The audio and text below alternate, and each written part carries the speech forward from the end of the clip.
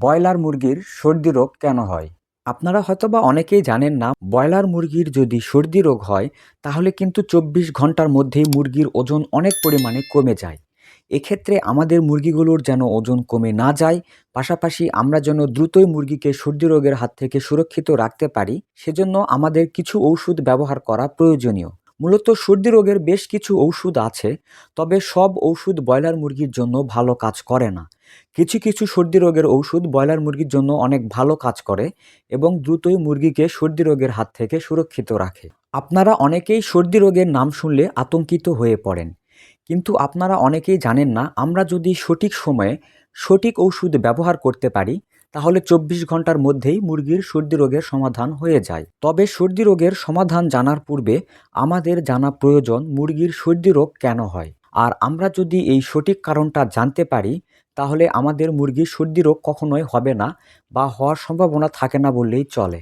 তো ব্রয়লার মুরগির সর্দি রোগ হওয়ার কারণ আমি ধাপে ধাপে আলোচনা করব, আপনারা একটু মনোযোগ সহকারে ভিডিওটা দেখবেন। আর আপনারা যদি মনোযোগ সহকারে আমার দেখানো পদ্ধতিগুলো শোনেন এবং আপনাদের খামারে ফলো করেন তাহলে আমি গ্যারেন্টি দিয়ে বলছি আপনাদের খামারের মুরগিগুলোর কখনোই সর্দি রোগ হবে না। কারণ ব্রয়লার মুরগির সর্দি রোগ হলে ২৪ ঘন্টার মধ্যেই মুরগির অনেক পরিমাণে ওজন কমে আসে। সেজন্য আমরা আজকের ভিডিওতে জানব মুরগির কেন সর্দি হয়, আর আমাদের মুরগিগুলোর যদি সর্দি রোগ হয় তাহলে আমরা কি ঔষধ ব্যবহার করে দ্রুতই মুরগির সর্দি রোগের সমাধান করতে পারবো। ব্রয়লার মুরগির সর্দির কারণ হিসাবে আমরা লিটারকেই বেশি প্রাধান্য দিব। আপনারা হয়তোবা অনেকেই জানেন ব্রয়লার মুরগির লিটার দ্রুতই নষ্ট হয়ে যায়। এক্ষেত্রে আপনারা কখনোই ভিজে বা স্যাঁতস্যাঁতে লিটারে মুরগি রাখবেন না। আর মুরগির লিটার যদি ভিজে স্যাঁতস্যাঁতে হয় তাহলে কিন্তু মুরগির ঘরে প্রচুর পরিমাণে গন্ধ উৎপন্ন হয়। এই গন্ধটা মূলত ঝাঝালো গ্যাস বা অ্যামোনিয়া গ্যাস বলা হয়। আর এই গ্যাস যদি মুরগির চোখে মুখে লাগে তাহলে মুরগির চোখে প্রচুর পরিমাণে জ্বালাপোড়া করে, যার ফলে মুরগির চোখ দিয়ে অনবরত পানি ঝরে। পাশাপাশি এই অ্যামোনিয়া গ্যাস মুরগির শ্বাসতন্ত্রে ক্ষত বা ঘায়ের সৃষ্টি করে, যার ফলে মুরগিগুলোর শ্বাসতন্ত্রে এবং পরিপাকতন্ত্রে ঘা বা ক্ষতর সৃষ্টি হয়। সেজন্য আমরা সবসময় লক্ষ্য রাখব আমাদের খামারের লিটার যেন ভিজে স্যাঁতস্যাঁতে না হয়ে যায়। পাশাপাশি ব্রয়লার মুরগির লিটার খুব দ্রুতই পরিবর্তন করতে হয়। আপনারা অনেকেই জানেন ব্রয়লার মুরগি পালন করতে গেলে সচরাচর ২ থেকে ৩ বার লিটার পরিবর্তন করতে হয়, কিন্তু এক্ষেত্রে আপনারা অনেকেই এই ভুলটা করে থাকেন। আমি শতভাগ গ্যারেন্টি দিয়ে বলছি, আপনারা যখন নতুন লিটার মুরগিকে দেন তখন আপনারা সর্দির ঔষধ ব্যবহার করেন না। আপনারা যখন মুরগির ঘরে লিটার দিবেন তখন অবশ্যই আপনারা সর্দি রোগের ঔষধ ব্যবহার করবেন, কারণ নতুন লিটারে প্রচুর পরিমাণে ধুলাবালি থাকে যেগুলো মুরগির শ্বাসতন্ত্রে প্রবেশ করে মুরগির হাঁচি কাশি হয়। আর আমরা যদি নতুন লিটার দেওয়ার দিনেই সর্দি রোগের ঔষধ ব্যবহার করি, এক্ষেত্রে হয় কি, যদি মুরগির শ্বাসতন্ত্রে ধুলাবালি প্রবেশ করে আর আমরা প্রতিরোধক হিসাবে আগেই ঔষধ ব্যবহার করার ফলে মুরগিগুলোর হাঁচি কাশি বা সর্দি রোগ হয় না। আপনারা ব্রয়লার মুরগির সর্দি রোগের ক্ষেত্রে দ্বিতীয় যেই ভুলটা করেন, আপনারা যদি শীতের দিনে অথবা গরমের দিনেও ব্রয়লার মুরগি পালন করেন, মুরগিগুলোর বয়স যখন ১৫ দিন পার হবে তখন আপনারা অন্তত সপ্তাহে ৩ দিন মুরগিগুলোকে আদা এবং রসুনের রস পানির সঙ্গে মিশ্রণ করে অন্তত দিনে একবার সকাল করে মুরগিকে খাওয়াবেন। এতে করে মুরগিগুলোর শরীরে যদি ঠান্ডা রোগের কোনো জীবাণু থাকে এগুলো প্রাকৃতিকভাবেই ধ্বংস হয়ে যায়।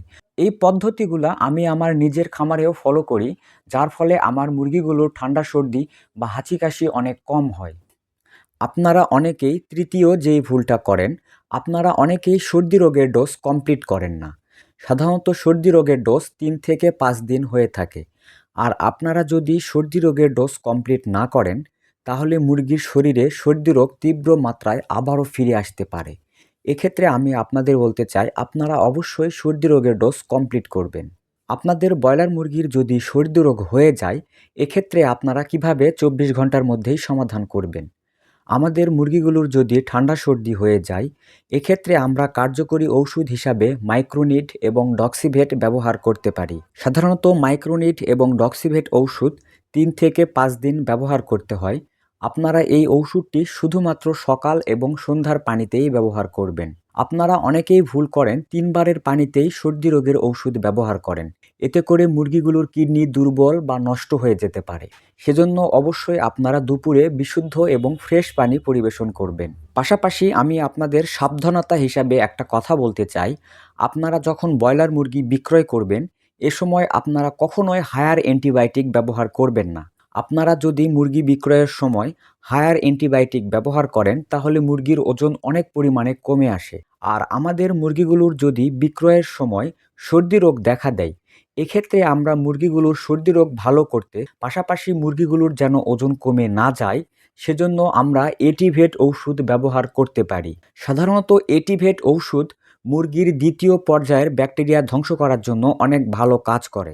পাশাপাশি এটিভেট ঔষধ মুরগিকে খাওয়ালে মুরগির ওজনের তেমন তারতম্য হয় না।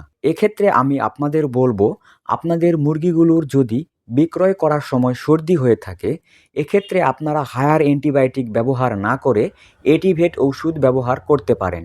এছাড়াও ব্রয়লার মুরগির সর্দি হওয়ার প্রধান কারণ আপনারা খামারের জৈব নিরাপত্তা বৃদ্ধি করেন না। এক্ষেত্রে আমি আপনাদের বলতে চাই, মুরগির মাইক্রোপ্লাজমা, সিআরডি, সিসিআরডি, করাইজা, স্যালমোনেলা এসব রোগ কিন্তু ভাইরাসজনিত। এগুলো রোগ বাতাসের মাধ্যমে খামারে প্রবেশ করে। এক্ষেত্রে আপনারা যদি প্রতিনিয়ত খামার জীবাণুনাশক দিয়ে স্প্রে করেন তাহলে মুরগিগুলোর সর্দি রোগ হওয়ার সম্ভাবনা থাকে না বললেই চলে। এক্ষেত্রে আমি যেটা করি, আমি প্রতিদিন সকাল এবং বিকালে জীবাণুনাশক দিয়ে আমি আমার মুরগির ঘর স্প্রে করি। এতে করে আমার মুরগির ঘরে ঠান্ডা রোগ বা সর্দি রোগ হওয়ার সম্ভাবনা অনেক পরিমাণে কম থাকে। আশা করি ভিডিওটি আপনাদের একেবারে সহজভাবে বোঝাতে পেরেছি। কোথাও কোনো তথ্যগত ভুল কিংবা আপনাদের কোনো মতামত থাকলে অবশ্যই কমেন্টসে জানাবেন। আর হ্যাঁ, আমার ভিডিওটি যদি আপনাদের ভালো লেগে থাকে তাহলে অবশ্যই আপনারা আমার জন্য দোয়া করবেন। আর আপনারা চাইলে খামার বাড়ি ইউটিউব চ্যানেল সাবস্ক্রাইব করতে পারেন। এতক্ষণ আপনাদের সঙ্গে ছিলাম আমি মোহাম্মদ মোস্তাফিজুর রহমান, আর আপনারা দেখছিলেন খামার বাড়ি ইউটিউব চ্যানেল।